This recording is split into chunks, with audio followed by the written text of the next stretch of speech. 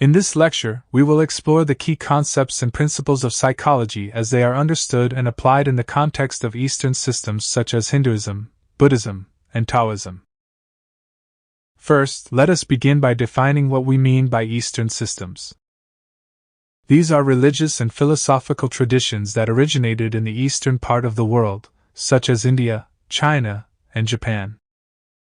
They are characterized by their holistic approach to human existence, which encompasses physical, mental, emotional, and spiritual dimensions.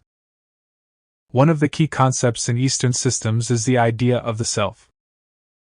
Unlike the Western concept of the self, which is often understood as an individualistic, separate entity, the Eastern concept of the self is more fluid and interconnected with the universe. In Hinduism, for example, the self is seen as an eternal, indestructible soul or Atman that is part of the larger cosmic consciousness or Brahman. In Buddhism, the self is seen as an illusion or construct that arises from our attachment to fleeting experiences and perceptions. Another important concept in Eastern psychology is the notion of mindfulness. Mindfulness is the practice of being present and fully engaged in the current moment, without judgment or distraction. This practice is central to both Buddhism and Taoism, where it is seen as a way to cultivate inner peace, clarity, and wisdom. A related concept is meditation. Meditation is a technique for training the mind to become more focused, calm, and aware. It is a common practice in Eastern systems, with many different forms and approaches. In Buddhism, for example, the practice of mindfulness meditation involves focusing on the breath and observing one's thoughts and feelings without getting caught up in them.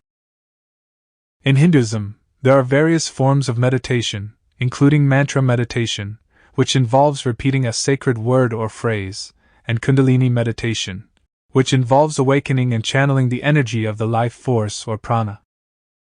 The Eastern systems also offer a unique perspective on the nature of suffering and the path to liberation.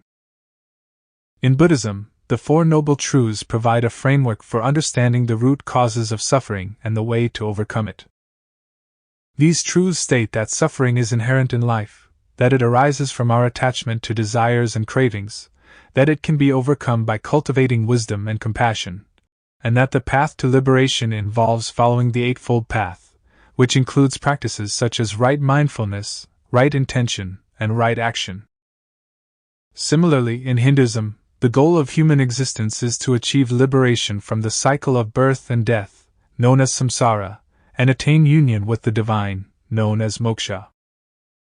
This is achieved through the practice of yoga, which includes various physical, mental, and spiritual disciplines, such as Hatha Yoga, Karma Yoga, Bhakti Yoga, and Jnana Yoga.